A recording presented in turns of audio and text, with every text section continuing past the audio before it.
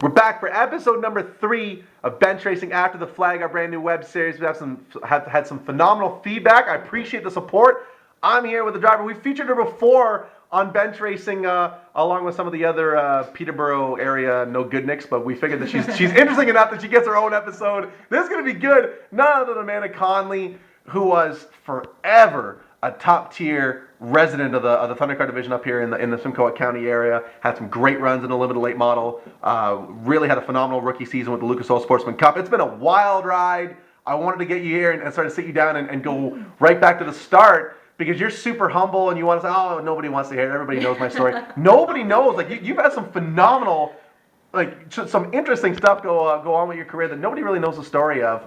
First off, how in the world did you get wrapped up in this business, in this sport? Because I mean, you came out and you didn't look the part at first. I'm just saying. No, that's good. You walked through the pits and you stuck out a little bit in a good way. Mm-hmm. How did that all come to be? And what was it 97, 98? What was the first year? 98 was the first in the rental program. Okay, so how did you get started in the Thundercar division of Sunset? I mean, I guess we have to go all the way to the very, very beginning to get it right. That's where we're going.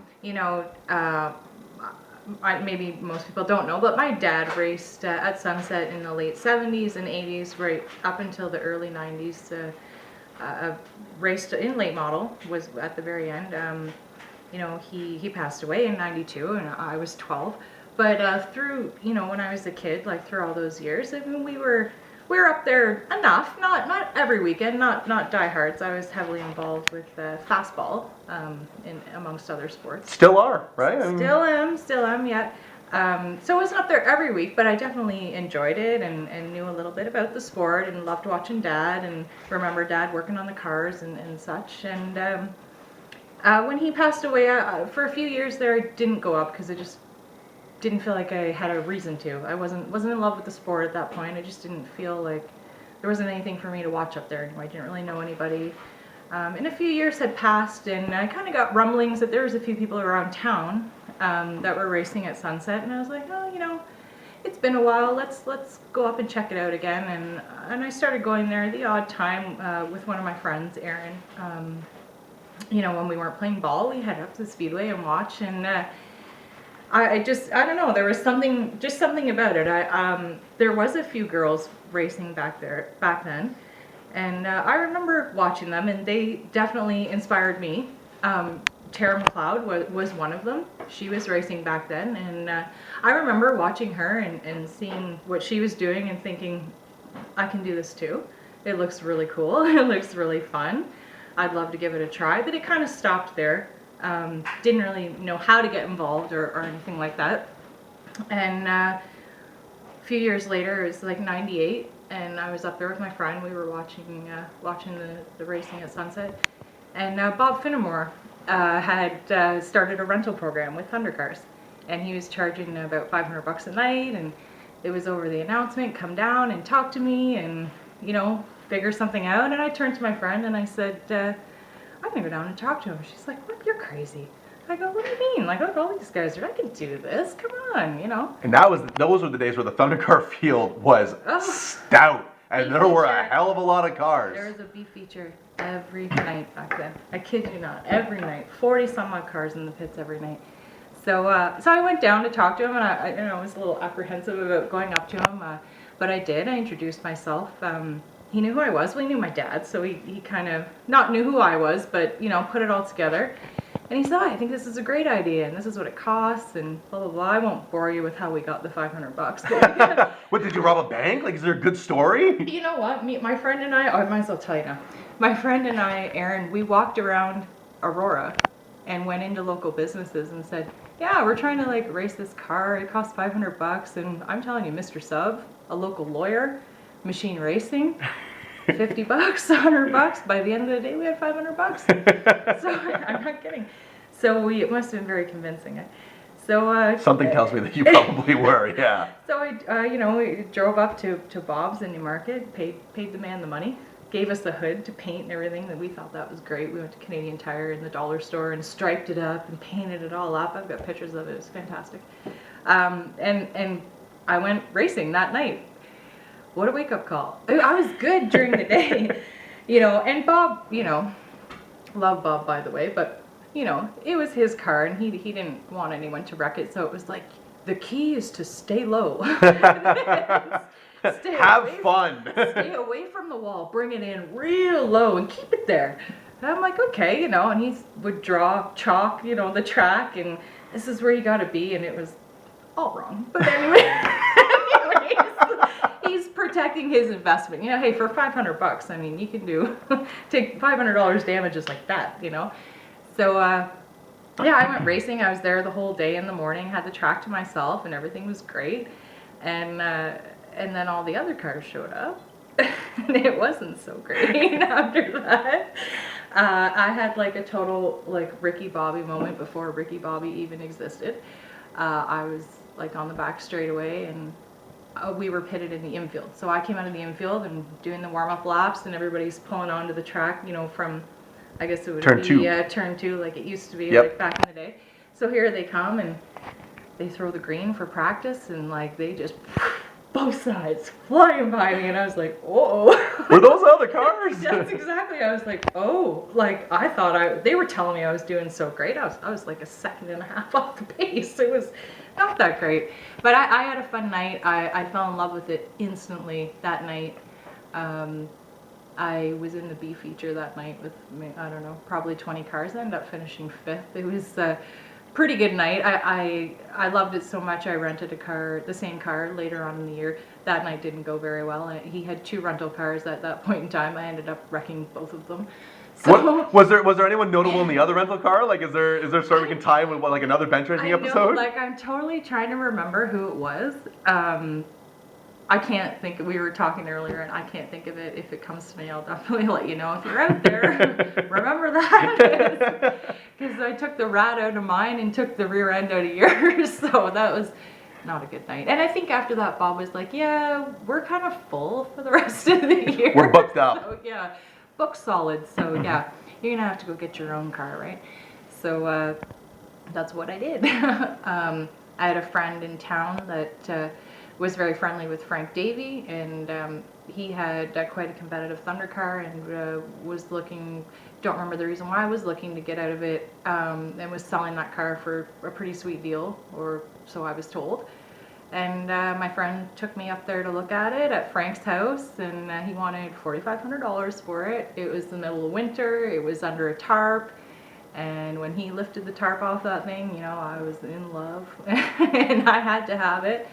My mom helped me pay for it, and then we were going racing. Frank delivered it to the house. It was me and my 2 girlfriends, and looking back on it now, I mean, man, we were so brave. I mean, we were 19-year-old girls. I'd never towed a trailer around or anything like that, and we went for it, man. We loaded it up and went. We knew nothing. We had a toolbox that had nothing in it. We just had a toolbox. Had some hairbrushes and maybe some body spray or something, but there certainly wasn't any tools in it. Nobody really knew that. And the first couple of weeks we got to the track, nobody really knew who we were. Word got around that who my dad was, and a lot of people, my dad was a very well-liked guy and well-respected racer. So I think a lot of the older people kind of knew who I was because of him, but we were relatively unknown. So we would just look around, and we would do what everybody else was doing. So if everybody took the hood off the car, then we took the hood off the car. I'm not kidding. You would never get away with this now. If people fired up the car, then we fired up the car and stood around it with our hands on our hips, and we knew how to adjust the idle. So when we wanted to look cool, we'd get a flathead and start playing around with the idle a little bit. We eventually, met some nice people along the way that kind of helped us out, but for a long time at the start of it, that's how it went. It was me and my 2 girlfriends, and we're just having a good time. I mean, the concept of an all teenage girl team is amazing. I mean, it's unheard of now. Oh yeah. I mean, Brittany Gressel's the closest thing to it now. I mean, you didn't have, it wasn't your dad, it wasn't your grandpa, it wasn't your boyfriend or your husband. It was you driving the tow vehicle, unloading the car, wrenching on it. And I mean, this was 1998, not 1963, so we weren't in the women don't belong in the pits area. No. But was there pushback a little bit from some of the guys? Were there some folks, I'm sure, that weren't as receptive to a bunch of good-looking girls that also wanted to come out and do the same thing that they were doing? I think I didn't feel that at the beginning. I certainly felt it in the first season, but it wasn't till later on in the season. Like, I didn't know that I would get that kind of reaction from people. I had no idea. I didn't, just because you don't know, right? Because even though you go and watch racing, you're never in the pits. It's completely different.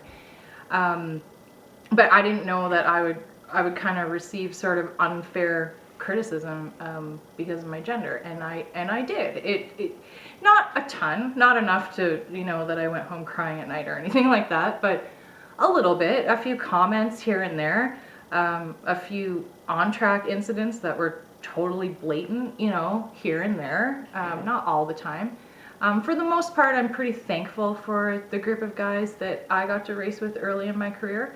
I would say that more of the pushback came later on, which hardly seems fair, like after having a lot of success in Thundercar and being very competitive and feeling like I deserved to move up to late model and I deserved a chance to race with these guys, the big guys, I think everybody was cool with it at first, and then we were competitive, really competitive, right from the start.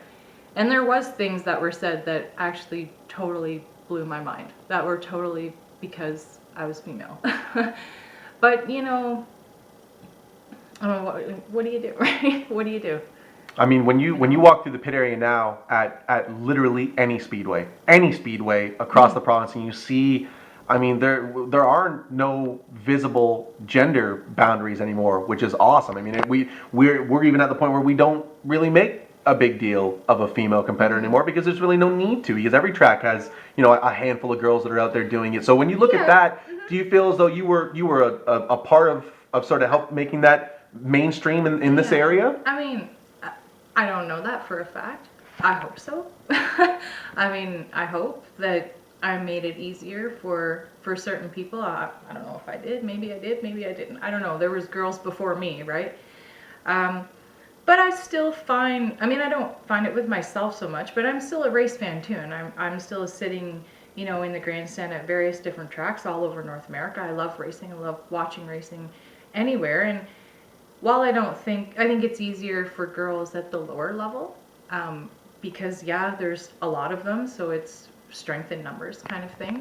I kind of thought that by this point in time that we would have seen more at the upper levels, and we're not seeing that as quickly as I thought we would. But I still think that it isn't just the norm anymore when you're watching a super late model race or a late model race. It's to have a female in the field. I think it brings a little something to the field. It brings a little class. It is something a little different. And I mean, I've heard it just sitting in the grandstand. Oh, such and such a number. That's a girl in that car. So, I mean, it still is sort of exciting for people to see females compete at the higher levels, because there isn't that many of us. I mean, in the province right now, there's what, 3 tops in a late model. Yeah, there aren't many. There aren't many. You're absolutely right. They're coming. Yeah, they're on their way, but they're coming, but it's taken a long time. But I mean, for the mini stocks and even in Thundercars, there's really not that many girls running Thundercars. But mini stocks, yeah. I mean, you go to any track now, there's at least 2 or 3 at every track, and that's good. That's good. I mean, when the girls stick together like that, it just makes it easier, because you are all dealing with the same kind of thing. You still are going to deal with things that the guy doesn't have to deal with, like it or not. I mean, there's always. It does get easier when you're racing against younger guys, because they're brought up in a different way. It's a different world now. Whereas 15, 20 years ago, we just weren't where we are today. Right. With a lot of things. You're absolutely right. Yeah. And I mean, obviously, you're around the sport everywhere. I mean, I see you down at Speed Weeks. I mean, you guys go all over the place to watch. You're not just a participant behind the wheel or on the mic doing your spotter role. Obviously, having women involved in the sport, obviously, it means a lot for the health of the sport, right? I mean, to grow it, to make it bigger than it is right now. I mean, we need men and women both to sort of pull their own weight. Yeah, no, for sure. I mean, I love where we are, you know, with women in the sport now. Like, I mean, I love that it's not enough that if you're going to come into a late model and run around the back, that isn't enough anymore. It's not enough. It's about coming out and being competitive and showing that you can run up front and, you know, be invited to the party. And I love that. I love that. You know, I mean, mini stock, I don't, you know, while I think that there's many girls in this province that are very talented at what they do in the mini stock, it's just it's the entry level deal. So it's a different deal. I mean, you know, like, you gotta, I don't know how to say this other than just to say it, but you gotta have some pretty big balls to get in these $50,000 cars and play with grown men in very expensive equipment. So I mean, you got it. No, but you know what I mean. It is different. It's different. But I'm definitely looking forward to like the future of our sport and the girls that are coming up from mini stocks and eventually into thunder cars. Like I said, I thought there would be a lot more by this time, but I mean, it's everything. It's cost. It's, you know, finding people to back you, finding people to be behind you. I mean, that is harder to find being a female than you would think. I mean, it's hard to find good people that want to put the time in on your car because they know or they think that they have a legitimate shot with their driver. That's hard to find. I mean, throughout the course of your career, I think especially at the beginning, you were very talented with finding people to sort of support your racing through marketing, you know, marketing sponsors, marketing partners, I should say. Were you willing to sort of embrace the fact that you were different, and that was sort of your selling point when you went to go and talk to people, or were you just sort of trying to market yourself as just one of the guys? What route did you take? Because I know there's a lot of girls that are going to watch this to try to think. I mean, how did you embrace it? Well, I'll tell you, at the very beginning, I didn't want to be different. I had pink numbers on my first Thunder car, and I took a little bit of heat from that. Believe it or not, I did. People kind of made fun of me. But I, you know, like sorry, I totally lost my thought. Talk about when you go to try to get sponsorship. Yeah, sorry, I totally lost my thought there. That's okay. It happens. Yeah, I didn't. I didn't want to be different. I just wanted to be, you know, the same as everyone else. But eventually, when you learn that being different is an asset, then I learned how to use that. And did I use it to my advantage? I absolutely used it to my advantage. The fact that you were different meant that the media wanted to talk to you and that people wanted to do stories about you because you were something exciting and different. And you do have to use that. I mean, now that I'm, you know, getting into my mid-30s, I mean, there's avenues opening up for me all over the place.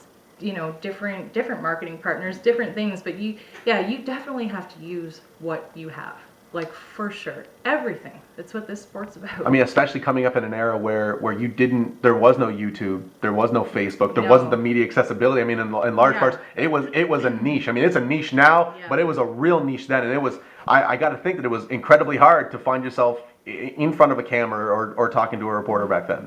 Yeah, and you know, like, even, sorry, going back to the sponsorship thing a little bit there, even it kind of spoke for itself, because when I started to do well in the late model, which it happened very quickly, but the more we did well and the stronger runs that we had and the more that we could show that we could run up front, people were just intrigued by that. And it was nothing, I just went out and raced my car. A lot of it came to me, and just because, again, it was different. It was something that a lot of people around here hadn't seen in almost ever. So a lot of it fell into my lap, which made it easy for me. I mean, you came up in a Thundercar era that was, I don't think, and maybe I'll catch some heat from the guys that are doing it today, but I don't think we'll ever see a division of Thundercars or Superstocks the way we had back then. We had some certified monsters in that division when you were coming up, and I mean, you cut your teeth against the very best. You sort of came up to speed awfully quickly, though. I mean, you were competitive right from the start, and you were involved in some absolute wars. You came real close to a trio of championships. Yep. Tell me a little bit about, you know, making it right to the top of the mountain, 3 times, and sort of just having that little bit taken from you right at the end. They all stung just as much as the next. Let me tell you. The one that brought me to tears was the 2001, because we got close. And that would have been Paul Maltese at Sunset? No, it would have been Mark Sakina. Mark Sakina. At Sunset in 2001. So that was when we bought the new car from Ken Donaldson. I had help from Mike and a few other guys who really were ready to stand behind me, which was awesome. Like I knew we were gonna have a good year that winter when those guys said, "Hey, like we're gonna come with you. We're gonna help you. Like we believe in you." That was amazing. That's cool, because Big Mike Perzo sort of is renowned for his skills now, but he was a babe in the woods back then. He was just getting started out too. But he was so he was so talented. I mean, he put in so many hours on that car and so much research, and through him he brought a few other guys to the team that were his friends, and like for those few years there, we had a lot of success and we were having a lot of fun. And yeah, I'm forever thankful for Mike in those years, because they wouldn't have happened without him. There's just no way. There's no way. I mean, we parted ways a few years down the road. I mean, not in a bad way or anything. Just, Mike wanted to move on to late models and other things. I don't blame him, and went with another team that was going to run late model. And hey, like, what can you do, right? I salvaged up one more year in Thundercar after he left, and it was a good year. That was the year with Paul and Jason. I think it was 2003. That was when Jason Whitty was, facial hair was a dream for him back then. I mean, he was young. He was a kid. Like, I think he came around probably in 2000. He was young. He maybe 15, or like he was 15, 16. He was young. I know he's a little younger than me. Because that was a marketing dream back then. That championship run, because you got a grizzled veteran in Paul Maltese. Yeah. You got this top-notch female competitor, whether you wanted to be just like the guys or not, that's who you were. Yeah, and then you had this yeah. baby-faced second-generation kid who looked the part, had a good-looking car. I mean, that was in a lot of ways one of the bigger stories of the early 2000s at Sunset was that three-way championship battle. Yeah, that was a good battle. I mean, I had an excellent battle with Frank Davey the year before that. I think it would have been 2002. I think he can correct me on that if I'm wrong. I'm pretty sure it was 2002. But for those 3 years, I mean, we were a championship contender 3 years straight. We fell short. 2002, that one, that stung bad too. We blew an engine one night, and that hurt bad. Frank won that night. We blew up. The point system back there was not nearly as forgiving as it is now. When you went down a night like that, man, it was hard to bring it back up. And we managed to bring it in. I'm thinking it was within 4 or 5 points. I know it was tight. It went right down the last night, and him and I had first and second locked up for 4 or 5 nights left to go. That one hurt too. But I mean, to lose to someone like Frank again, like, extremely talented in his Thundercar, and good guy. I always got along with Frank, and we had some great battles. It was fun times back then. I mean, for someone that was, when you were at the top of your game, you were one of the faces of the division. When you look at the way the class is now, I mean, it's really not even the same. It's not even the same game anymore, is it? From where Thundercars were then to now. I mean, you got lots of superstars in your. I mean, more so like the rules and the evolution of the actual car itself. The actual car. I mean, the name is the same at a lot of places, but that's about it. No, what we were doing with Thundercars back then is absolutely nothing compared to what they're doing right now. I mean, I used to walk into my local Canadian Tire and buy half the parts for that car. I mean, go into Active Green and Ross and buy a shock, like, for $35. Like, it's, the way the cars have evolved to where they are now, which I hate, by the way. But I just think they just outpriced what racing means. Like, things have just gone so far. But yeah, no, I certainly would not have survived as a 19-year-old purchasing a car and going Thundercar racing in today's world. There's no way. There's just no way. I mean, even the cost, like, even it's inflated like 300% from 15 years ago. I mean, we're inflating quicker than real estate. Like And I it's mean, crazy. it happened quickly. You know, I mean, it just, you know, the Thunder cars were a fairly economical class until they weren't. They And were entry level. I mean, a lot of people, ask me, "Oh, did you start in mini stock?" Oh, there was no mini stock. Thundercar was mini stock, and then there was Challengers, and then there was late models, and then there were super late models, and now, I mean, I've lost track of. I don't even know what the entry level class is. Is it mini stock? Is it for fun? Is it legends? Is it? I don't even know. There's so many.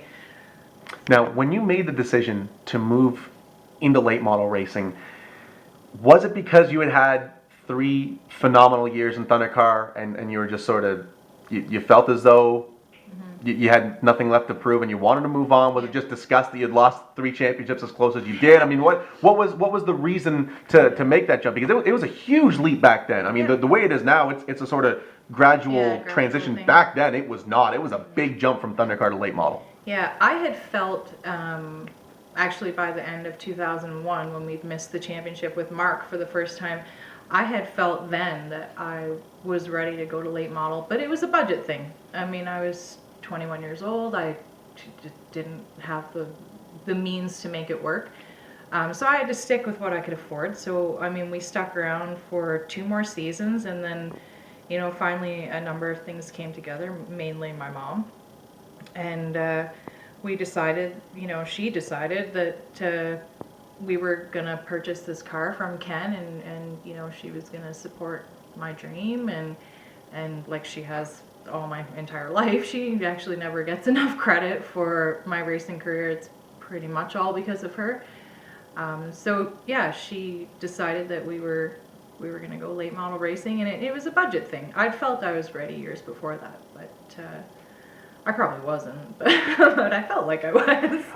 We'll go back to your mom really quickly, because I want, when you sort of brought this idea to your mom that, like, hey, I'm 19 and I want to go racing. I mean, was she receptive to it right away? Did it take a little bit of massaging, or? She was thrilled.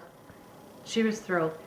My mom, I mean, it wouldn't matter if I walked up to her and said, "Mom, I want to join the circus and ride a unicycle and be a juggler." She would say, "You are going to be the best damn juggler that the world has ever seen." So, extremely supportive. So when I brought that to her, she was thrilled. She was so excited. My grandma wasn't. My grandma, the night before my first Thundercar race, the rental, I was upstairs in my room. I was sitting on the landing up top, and I could hear my grandma crying.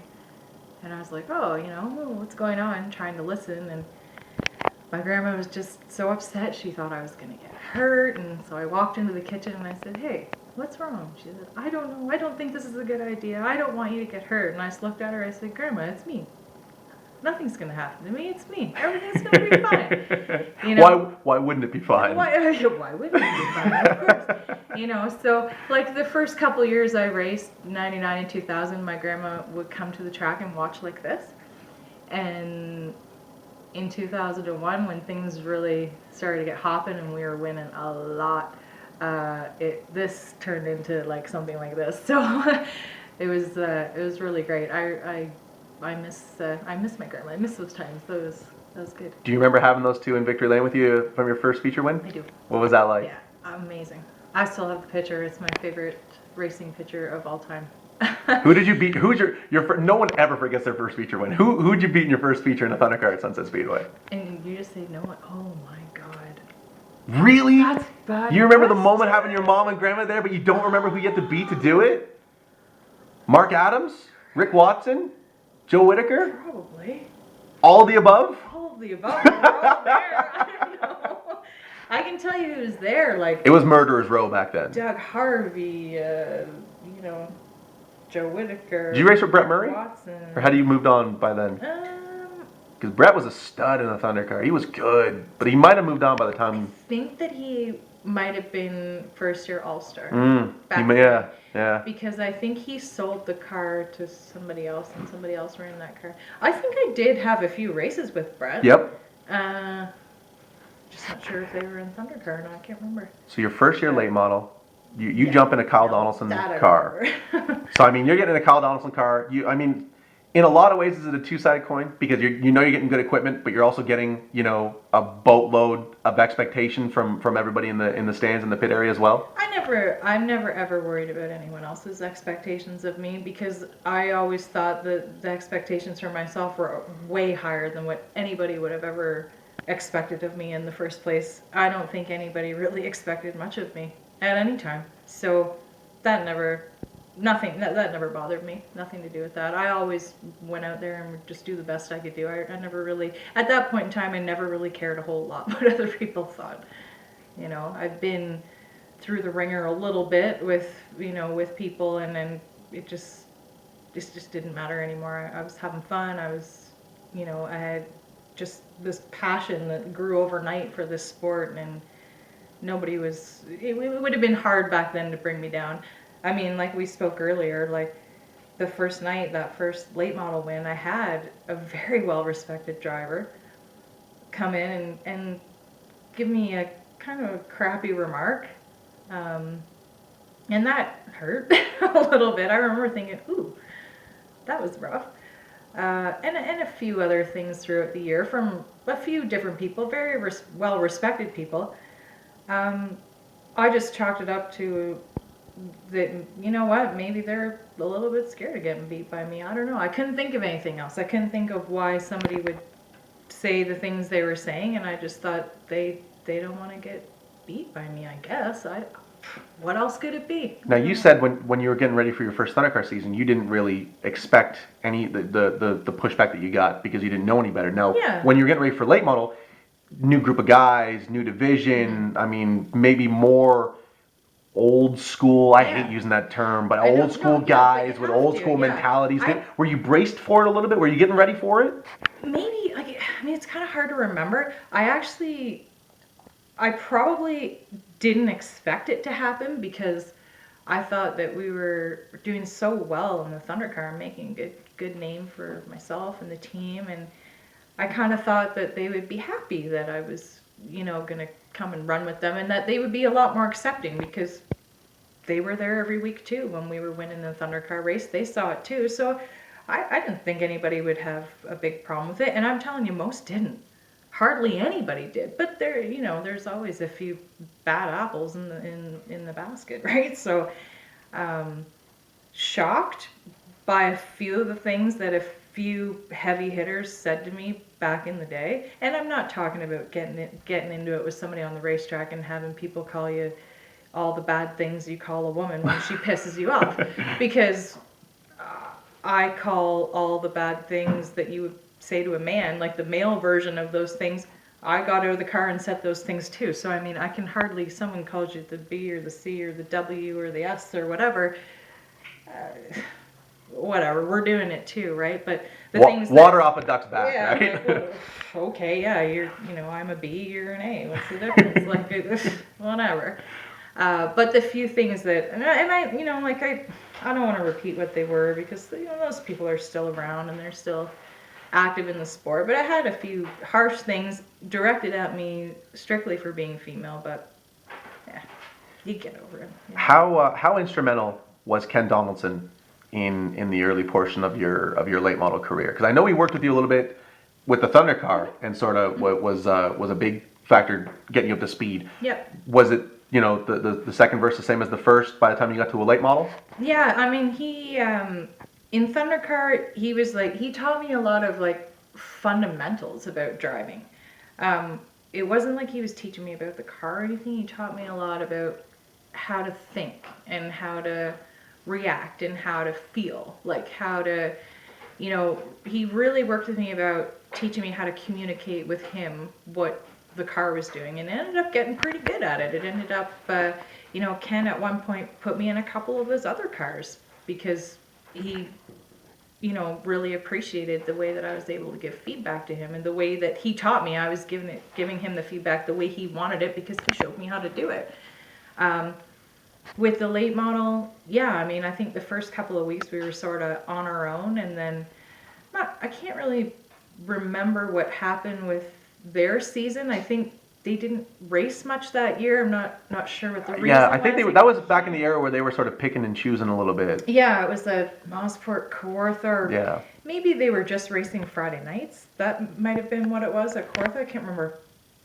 But after the first few weeks of late model, yeah, that's when he said, actually, I think I remember him phoning me up and saying, yeah, you know, we're going to help you and we're going to be with you and we're going to keep the car here and we're going to do this and we're going to do that. And we did do that for the full regular season at Sunset. When I traveled elsewhere, he wasn't with us or anything, but weekly at Sunset, yeah, that year they were there, you know, I would say 75-80% of the time.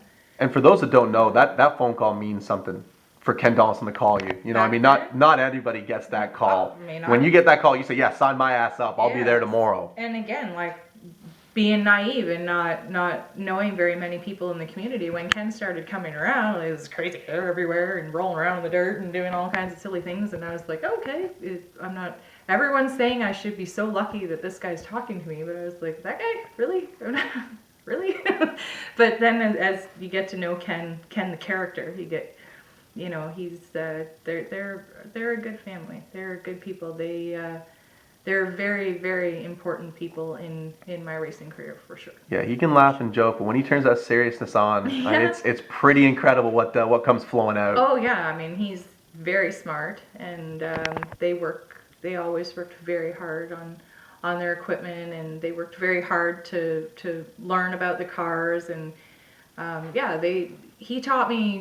he probably taught me the most about my driving than anybody, because you know he was around when I was quite young. So How long did it take you to get your first late model win? first night. You won the first race you were in, or that was the first feature? I won the first heat I was in that night, opening night. Which is phenomenal. And then I finished third in the second heat, and then I won the feature. So I had, before that night, I had set my own expectations that I never shared with anybody else. They were always my own, because I don't want anyone to think, oh yeah, right, you think you're going to win a late model feature, you're nuts, girl. So they were always my personal expectations. And for late model in 2004, my personal expectations were to win a heat and a feature and be rookie of the year. So, you know, we nailed 2 out of 3 on the first night. So I was like, okay, I'm out of expectations. So I guess the rest of the season is just going to be have fun, learn what we can, do what we can, because the goals have been met. It was unbelievable, actually. I mean, did you know right away, going into that late model season, knowing that the budget was probably going to be considerably higher than it was with Thundercar, was the goal right from the start to race full-time the whole season, or was it a bit of a, you know, dip your toe in the pool sort of thing? No, I had full plans, full intentions of running the full season. I kind of played it like, I mean, if the car got destroyed, which it did a couple times, that we would kind of cross that bridge when we came to it. And I mean, I've been so lucky throughout my whole entire racing career that even when things did go horribly south, and they did in 2004, you know, I had the support of friends like Ken that phoned me up and said, hey, okay, the car needs a clip. It's going to be a couple weeks, so we've got another car for you to drive. You're going to drive this other car. And I'm like, what? And I remember driving home from work and saying to Ken on the phone, I don't think I can do that. I don't think I can drive your car, because the problem is I have to pay to fix this car. I make pizza for a living. It's a lot of pizza. So that was before that sweet police money was coming in. Yeah. I pay more in tax than what I made back then. But yeah, I said I don't think I can do that, because the problem is I've got to pay for this other car that I've wrecked, and if something happens to your car, you know, I don't think I can pay to fix it. And he said, that's why you're driving my car, because I knew you'd say that. And he said, I don't care how long it takes. If you wreck it and you owe me some money, I don't care if it takes 10 years for you to pay it, because I know you'll pay it. And I said, oh, well, now that you put it that way, okay, so I'll see you tonight. Get fitted in that car. It was Steve Knapp's car. What clip did that have on it? A Chevelle clip. That was an awesome car. I drove that car and I'm like, can I just have this one? Did you just want to trade? Because I love this. This is great. Now, is that the car that's still It's still sitting in the Donaldson shop. Is that the same one? I know there's a Steve Knapp car there. It might be the same one. I don't know. They keep things around forever there. There's that car. I mean, if they want to do that car, will come back out and win races when they're ready for it to. That You know, I was mean, a good car. so Who built that car? That was a good car. Might have been a Jimmy Ward car. sounds about right. That sounds about right. Yeah. So did you win? You won Rookie of the Year, then, didn't you? Yeah. That year. I'm So 3 for 3. so Rookie you're of the 3 Year, for 3. I mean you set the bar awfully high. How many more years did you do at Sunset? Because you ended up kind of migrating. Yeah, I went to a couple of different I speedways. did 04, 05. I kind of split my time between Sunset and Barrie, and then came back to Sunset, and then ran some specials, whatever. 2006, money troubles, everything caught up with me. You know, like it was hard to get everything together, so it was very part-time. It was here and there. I think I did a few at Mossport, a few there. 2007 was the infamous house fire. I was about to say, like, what year was the big fire? Yeah. Where the the garage collapsed on top of the car, and all the Lexan and all, like, just it all had to be redone or whatever. And Kevin Reynolds actually really helped me out with that. He did a lot of good work on that car for pretty cheap, enough that we could afford to get it back up and going again, and did make it out at the end of 2007. I think we were at Mossport a couple times, made it to the Classic, and actually had a decent run at Classic. I think that might have been the year we had one of our best runs. And then 8 and 9 were at Peterborough, and then from there moved into the Sportsman Series for 2 seasons. One of them was a full season, and then What drew you to the Sportsman Series? Because I think when you made that commitment, I think a lot of people were surprised, because you were a late model driver, and I think people assumed that if you're going to go out on tour, it probably would have been with the All-Star Tour, and that never really happened. All-Star wasn't around back then.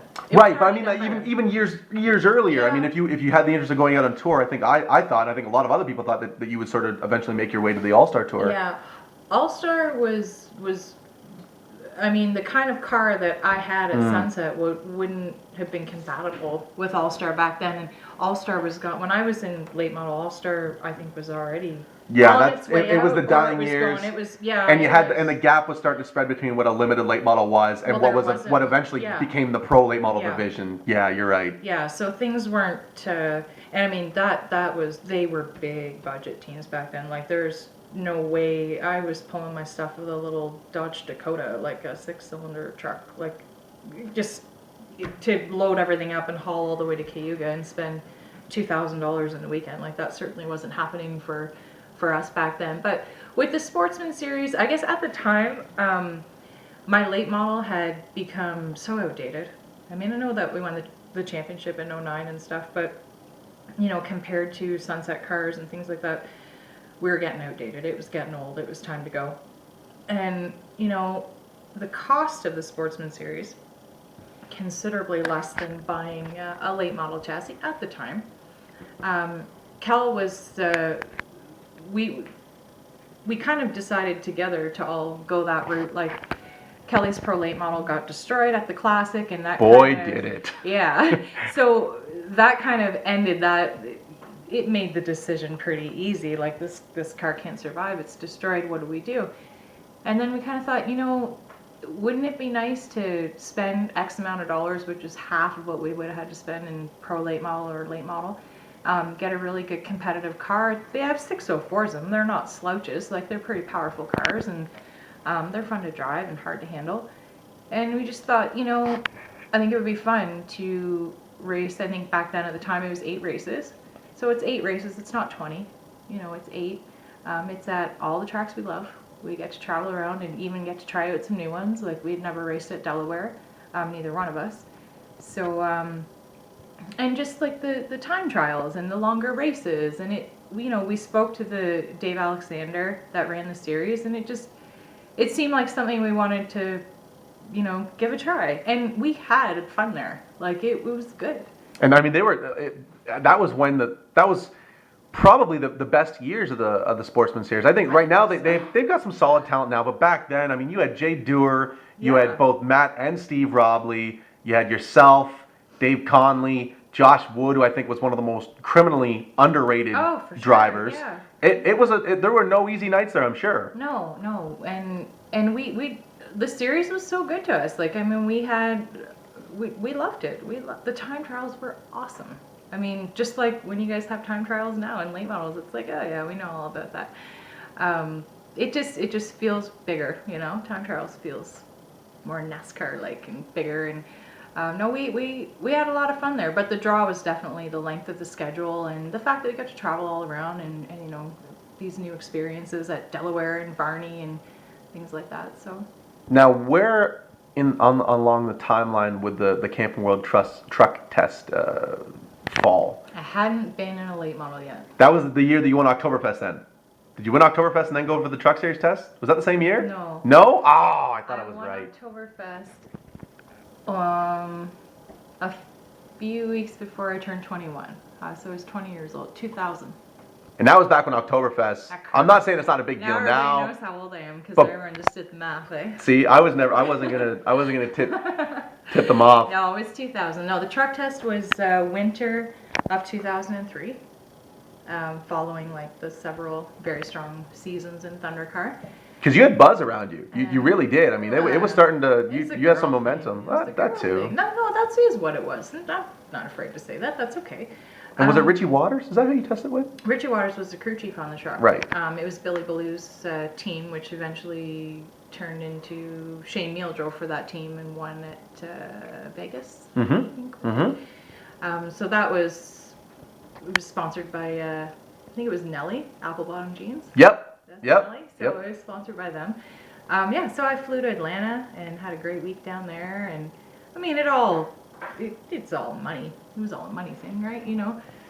Did they say that I could drive the truck at Martinsville? Absolutely, they said that. Did they say that, you know, in order to put my name on the roof of You just need a big bag of money. Need to write a check for $50,000? Yes, that is what happened. You know, my mom was ready to mortgage her house. I told her not to. Sound financial advice from Amanda Connolly. I actually said, bad idea, because anything can happen. You know, would it have been awesome? Of course.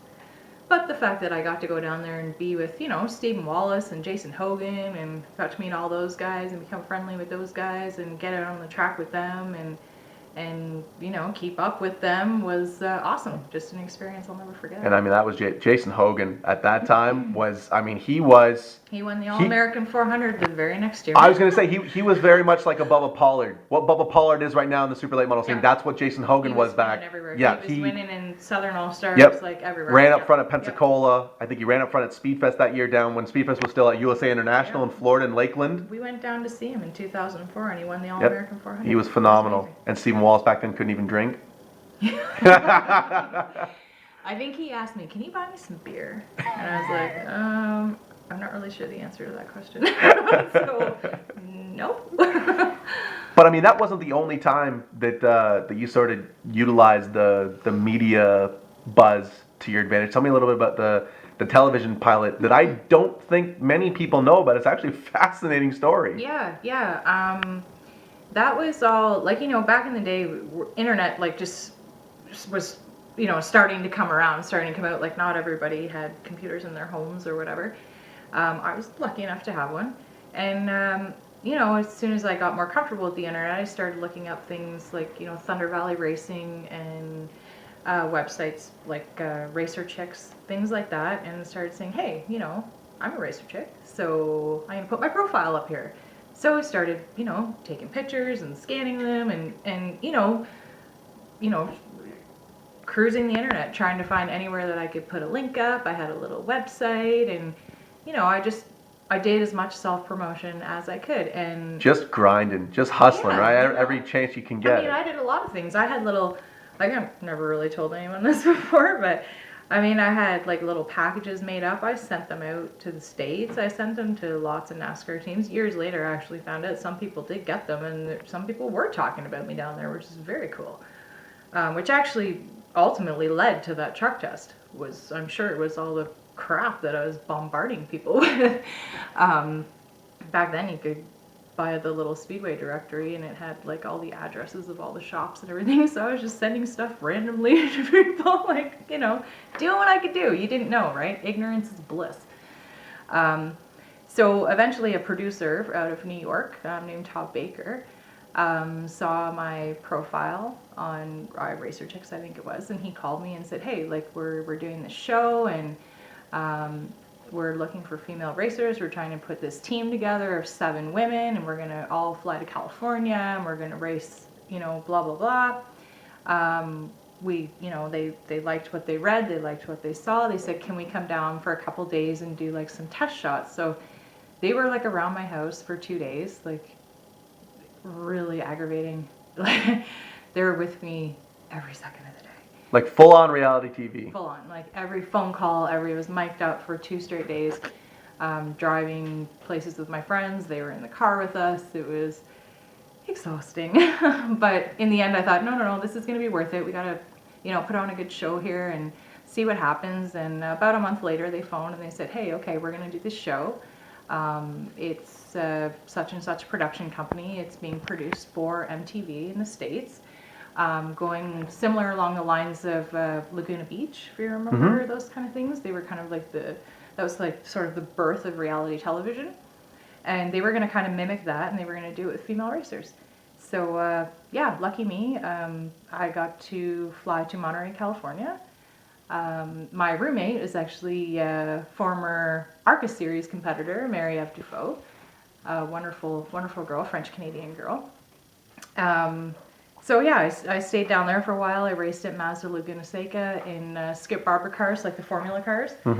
And actually just watched the pilot again today, which is so strange. I just thought, kind of want to watch that. No one's really seen it. It's very, it's not allowed to be public. So it's not like I can throw the link up where everybody can watch it, but it is pretty cool. It was an amazing experience. Man, that was something I take out of all the work that we did on Thundercar racing and racing here. That trip made it all worth it. I knew when I was out there, I'm like, I'm out there because I raced at Sunset Speedway and because I put my little bio up on a website, and now I'm in California and I have a personal assistant. Now, so there amazing. There were 7 women. So Marie-Eve Dufault was one. Was Natalie Sather involved in that project as well? Sprint car racer out of North Dakota. Yeah, it was Michelle Abbott, Natalie Sather, Destiny, can't think of her last name for the life of me, Destiny something, Amanda Connolly, Marie-Eve Dufault, myself, and Stephanie Chappell. So there you go. I mean, and you still see these women, you know, active in motorsports today. I mean, not so much. Well, see, Sather ended up on the other side of the camera. She does a lot of media stuff for World of Outlaws and yeah, she's a totally predominantly dirt girl. I was the only stock car racer. There wasn't nobody else was a stock car racer. They were either road racing background or sprint car background. So, but a lot of those girls, I mean, Amanda Connolly is living out in Germany, and she races like Corvettes and things like that at Nürburgring, and you know, she's got a pretty exciting life out there for sure. And she still comes back to the States every year to run the One Lap of America. Something else that came out of a good positive thing that came out of Monterey was meeting her and us putting together a deal with one of her friends to run the PT Cruiser in the One Lap of America. So it all kind of meshed into one big, just really great experience. Look, I'm going to tell you something right now. She gets to race Corvettes at the Nuremberg, but you're going to marry Kelly Balson. So I think, you know, it all comes out in the wash. Oh, I win. Really, right? Clearly, obviously. We'll get the both of you on at the same time. Again, that'll be. That would be just him. Let's because do that. He can't get a word in. We'll have to limit how much he can speak. We won't let him. Where do you see yourself headed now in racing? I mean, just in local competition, because you've never been, you know, sort of disillusional with where you're headed or how much money you're going to spend. I mean, I think right now you're content with where you're at in your life in the sport. So, is it a return to full-time late model competition at some point? So I mean, what's the timeline for that? Because you were so supportive of everything that Mr. Balson did last year with his super late model endeavor. This year, it sounds like it's going to be the same thing. Yeah. Next year, do we flip the focus back to you? It It's looking like that. I can't promise. I can't really say what's gonna happen it's because I don't know. It's not that I don't want to tell all of you. I don't know. I mean, we obviously most people know we have a wedding coming up in November. I'll be there. Will you? No, I'm just kidding. Yeah, we have our wedding coming up in November. I mean, obviously, I want a family, so I mean, there's that. I don't know when that's gonna happen, you know. But I mean, as far as like 3-4 seasons from now, I'm not sure. I don't know if having a 2-car team will be a reality for us 3 or 4 years from now. You know, Kella's gonna run full-time super late model this summer. Maybe the focus for 2016 will shift back to me being able to run full-time at Peterborough. If anywhere, it would be Peterborough. But yeah, like, I mean, I really don't know. I mean, we're far from, you know, being removed from the sport for sure. I just don't know what route we're gonna take. I mean, I want to get in as super. I think we all know that. Oscar needs a girl, and I would really, really, really, really like it to be me. Oscar certainly is missing a female presence. I think there's a lot that we could do with that. Well, they've never had one. The history of Oscar and Osler put together have only had 2 different females each make a single start in Oscar and not in a bona fide super late model. Was one Tara McLeod? Yeah. Who was the other one? Sherry Hogan. Sherry Hogan. But they did so in late model cars. In So like I mean, pro late models, yeah. Is it a legitimate shot? No. Not really, no. No. Not for this show. Yeah, no. So they've never had a full-time female. I think they need one. I think it would bring, I think it would bring a ton to the series. I think it'd be a huge selling point for them. Like I said, I mean, I hope that one day that it can be me. I don't know if it will be, but I hope it is. I mean, you got the suit to go with it now. Yeah. That's a damn nice suit. Now, but let me dig on this for a second, because you always swore that you would never, like, you didn't go the pink route. You didn't want to have the identifiable girl car. So what happened? Because the car this year is going to reflect the suit, right? It's going to be the same color scheme. So what happened there? I've earned the pink. That's what I think. I work for this color. You know what? Yeah, in the beginning, it's like, you don't want to be, it's a pink car, it must be a girl. I've been racing for getting on 2 decades now, almost. So, yeah, I like pink. It's one of my favorite colors, so everyone's just going to have to deal. I mean, it's a nice shade of pink. It does look good. It is, it's vibrant. It looks bright. good. It's, the London Rec logo with the pink in it actually looks awesome. Yeah. I think that, look at that. Get a look at that. I mean, that's a good looking. You should have seen the faces of the guys when I said we're gonna change the colors, and I told them, and they were all just like, "Oh, okay." And I'm like, "No, you're not visualizing it. Like, you're not understanding." And I'm like, "Not baby pink, like nice pink." And they're like, you know. Kelly was actually the one that was most open to it, and then, you know, when the suit arrived and the artwork came for the suit, and Graham Flett started playing around with the colors on the car's little video game or whatever, it all started to come together, and now everybody's pretty jacked about it, I think, unless they're lying to me, but I'm pretty sure that everybody's pretty excited. Speaking of London Rec, how did a team based in Cambridge get in touch with a racer that predominantly competes in the Peterborough area? How did that happen, though? Did Mike Schmidt just sort of call you up one day, or what's the history there? Kelly Balson. Marketing machine. Yeah, it was, you know what? All the credit goes to Kelly for that. Yeah, he's the one that made all of that happen. I really didn't have anything to do with it. It was all Kel. I think they started talking, and then it started to come up, and then next thing you know, I think originally the plan was just to have me on board with. I kind of think that was the plan originally, yeah. And then it was kind of both of us, and now it's just like we're both kind of part of the family, and it's great. I mean, it's very flattering to be part of the London Rec family. There isn't a powerhouse team in the game right now in Ontario that even comes close. No, and that's not even close. It's so flattering. Like, I mean, it's the biggest game in town, and we're a part of it, so it's just amazing. I mean, I want to talk a little bit about your role as a spotter before we get any further into this interview, because you've actually turned out to be a phenomenal spotter, to the point where some pretty considerably big name late model drivers have called and requested your services.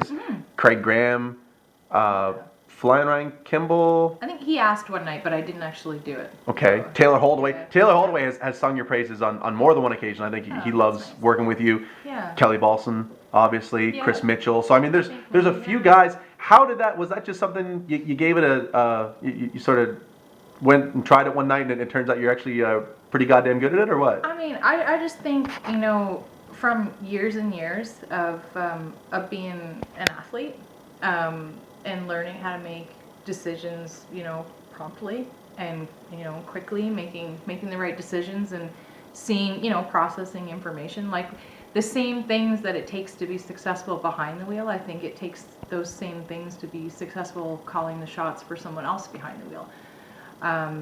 I think I just I'm calm about it. I'm confident in my skills as a driver. So in turn, that just made it more. I was just comfortable and confident being able to see what was going on, and I felt like I had a little bit of an edge because I've been in the car, so I know how big that hole is. I know exactly how big you think it is, and I can see how big it is. Like, you know what I mean? Because I've been behind the wheel. So I know what you're seeing, and I can relate all that and into one, and yeah, I guess I'm all right at it.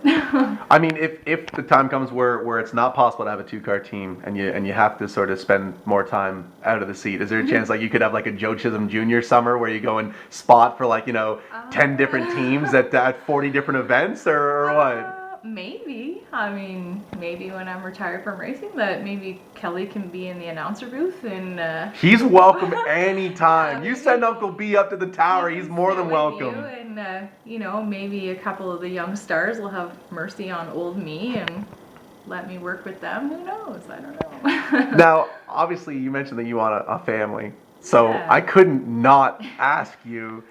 Third generation drivers are in, man. Third sounds Yeah. pretty cool. You guys have a great story, especially with Kel and yourself, both being second generation competitors. I mean, I know that Kelly's dad wasn't a short track star, but still motorsports in general. Yeah. If you have a daughter, because I know if you have a son, that he's gonna end up in a car. It's gonna happen. You would think. You have a daughter though, knowing how the way the game is today, and knowing, maybe the ins and outs of how you could market a female. Does she get into a race car? Definitely, if she wants to, and I will be the fiercest protector you've ever seen in your life, because I've been there, done that, wrote the book about it, and now I'm sitting here talking about it. So we're not gonna. We're not gonna have the mean spirited words flying. No. No, she'll be a lady. Okay. Much more of a lady than I am. I'm saying she's not gonna catch those words. No. She's not gonna catch it from the guys. No. You wouldn't think so. I hope not. Coming from that breeding ground, you wouldn't think so. But I mean, if we have old AC protecting her, Hey, you know what? I say that, but I'll tell you, if I have a daughter and she wants to race, she will be 100% accountable, just like I was. No one is gonna stand in front of you and protect you, because I actually, even though I joke about that, I don't believe in that. Even for the young guys that are racing right now. Hey, it's wonderful if you want to be 13 or 14 years old and get in a car and race with men. I applaud you for that. That's great.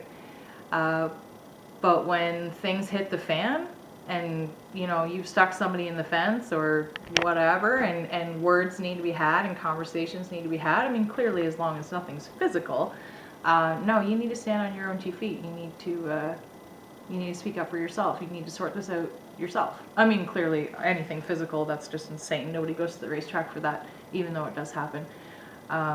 But no, you will be accountable for the decisions that you make behind the wheel, or you won't race.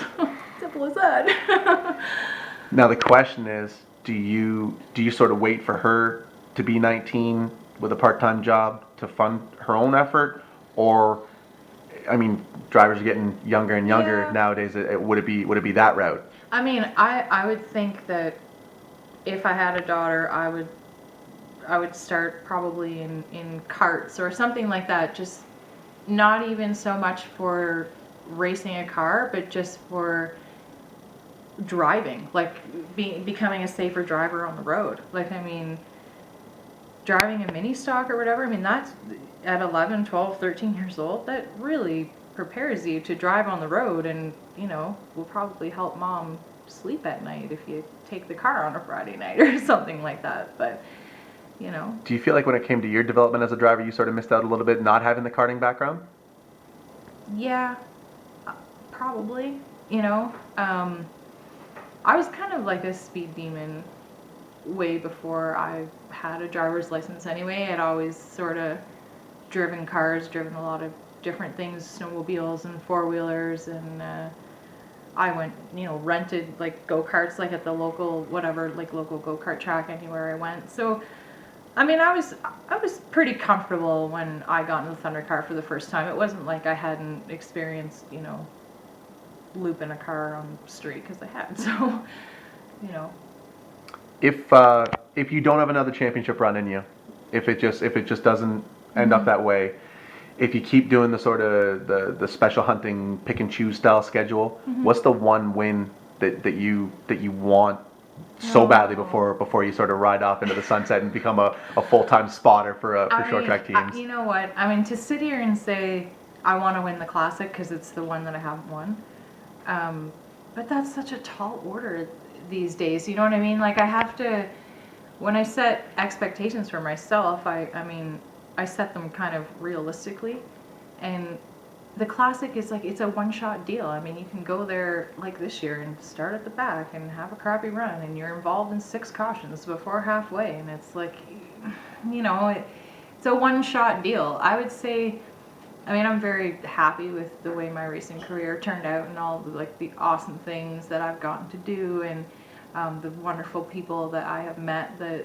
will be my friends for life. I mean, I really think that to top it all off, I want to try the Super. Like, I think I've earned it. I mean, it's Kelly's car. It's not my car. It's not as easy as that. You know, it's his car. But I just think, you know, maybe if it was a full year, wonderful. If it's maybe just one race, or even just to test it one day, like, I'd really, really love a crack at the Super one day, and I think everything would just end there. Like, everything would be complete there. It wouldn't really matter what happened beyond that. Well, I appreciate your time driving all the way up here into God's country on a weeknight. I do appreciate it. You're very gracious. You're incredibly humble. I do appreciate it. We're gonna check back in with you this season. How many races are you hoping to do this year? I actually haven't seen the Peterborough schedule. I don't think it's been released yet. I think they're gonna release it at the show. So I'm a shift worker. Most of you know that. So I have to get their schedule and then put it up against Kelly's Oscar schedule versus my work schedule to really figure it out. But be very similar to last season. Touring schedule at all? Is there a chance we could see you outside of Peterborough's walls? Probably not. No? Probably not. I can't twist your arm to bring you to Sunset? With how much we're going to tour with the Super, and it's not that I shy away from Sunset. I haven't been on the new configuration, but I don't want to just show up there and unload my car and start guessing about what needs to be done against some of the best in the province. I would have to make an effort to go there at least once or twice on practice days, get it right, and then go, because I mean, I'm not interested in embarrassing myself, and I'm not interested in running around at the back all night long either. So there are a lot of things that have to come into place. I mean, we do tour there quite a bit with Oscar, so I mean, it's, you know, we're making the trip there, what, 4 times, I think, so. See, what I hear from your carefully well thought out, politically correct answer is that if I send enough people to your Twitter to bombard you with requests, that maybe you'll come. So follow her on Twitter at 16Racer and let her know that you want to see Amanda Connolly at Sunset Speedway. We're gonna do another episode, you and Kelly, and we will limit how much she's allowed to talk. We'll just turn the camera away from him. We'll do that. It'll be fun. Thank you so much for the time, and we'll check back in with you at Peterborough Speedway sometime this year. Awesome. There you go, folks. At 16Race on Twitter. Got it. I mean, phenomenal interview. Go check her out on social media. It's Amanda Connolly.